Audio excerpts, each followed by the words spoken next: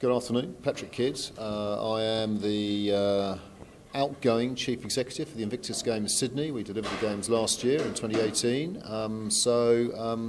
not much longer in the role. There are remarkable parallels between the events industry and being in the military, funnily enough. You know, we're all driven by a very clear objective. We're driven by a tight schedule, a scarcity of resources. You've got what you've got, and so you have to do the best you possibly can with those things.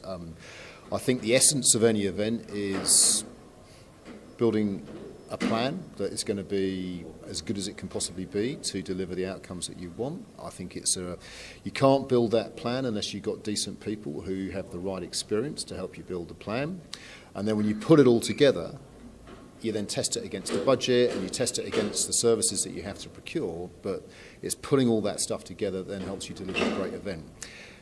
None of us have the luxury of time, and so therefore you don't really get a second chance. And so you've really got to put your time into thinking about how you start your planning, how you test your planning, how you evolve your planning to make sure that it's as robust as it can possibly be. I think that culturally we're very similar. You know, events people, there's no one who works harder than events people. They're unbelievably determined, they're unbelievably resilient. You know, they will do anything they've got to do to deliver the outcome. They're pragmatic and they're agile. I mean, one of the things that I rejoiced in was these young people who'd come out of the events industry and they weren't afraid to take decisions. You know, they could see what had to be done and they got on with it and they did it, and I thought that was absolutely fantastic. I think for me, one of the challenges of delivering an event such as the Invictus Games is that it's about so much more than the event. And so my role as a chief executive is to make sure that the event is delivered in the way that we hope it's going to be, that it achieves the impact, that it doesn't blow the budget, that it delivers the outcomes that people expect. The other part of that role is to make sure the event makes sense, and so you communicate why the event is important, you know, not just to the people that work there and the people that you hope will come and attend the event, but also to the government that's going to give you some money, the sponsors will give you money. So the idea of legacy is really important. And then I think the other component of someone like, you know, my job, the chief executive's job, is to build confidence, because these events require multiple partners, and when partners are confident in each other and they're working together, then they'll do more. Everyone will do more, and the outcomes will be better. If you lose that confidence, then all of a sudden the event, I think, starts to go into crisis mode. And so a key part of my role is to make sure that that stakeholder piece is being looked after properly. I think that events take time and you have to build the plans, and the real challenge comes in as you start to go into the last quarter, the delivery phase, and you have to mobilise your staff. And you bring on an awful lot of people who don't necessarily understand the history, they don't understand the context, they're doing a job.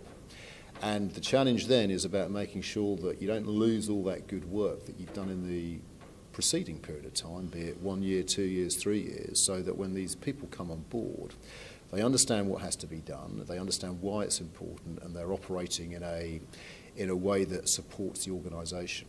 And I think that, you know, the biggest challenge that I think that the event industry has is around the idea of how you integrate lots of people very quickly to deliver an outcome. I think that the challenge there is that you're up against a tight schedule. People come in with preconceived ideas about how to do something. It will be a functional area, it'll be a particular experience, it'll be the last event they worked on. That's the framework they bring into the event, and they don't always take the time to try and reset the framework against the context of the event that you're in. As a consequence, you have this real challenge about making sure that everybody is operating and pulling in the same direction, which requires certain types of people, a certain structure, I think, to get the best out of that. So my greatest observation, I think, is around that, and I think the opportunity that exists in the event industry is about how do you reduce that tension? How do you automate? How do you make it muscle memory? Those areas that are simple and straightforward, that should be relatively straightforward to do, that people will spend a lot of time having to learn how to do it, but how do you do that for them so that they can focus upon what really they need to focus on, which is then becomes the delivery of the event itself. An example of inefficient procedure is lots of people come on board at the same time and they all end up struggling for the same data, but no one's sharing the data. And so they're all working on the same Excel spreadsheet, trying to work out who's who within the organisation. But it's too hard to take, you don't have enough time to take a step back to reset it. And it's too hard for people to work out what the architecture should be to help smooth out that process because you haven't done it early enough. And so I think it's around, the fundamental issue is one of integration, of experience, of capabilities at the right time, in the right way, so that you are doing things as efficiently as you can, but also as cheaply as you can.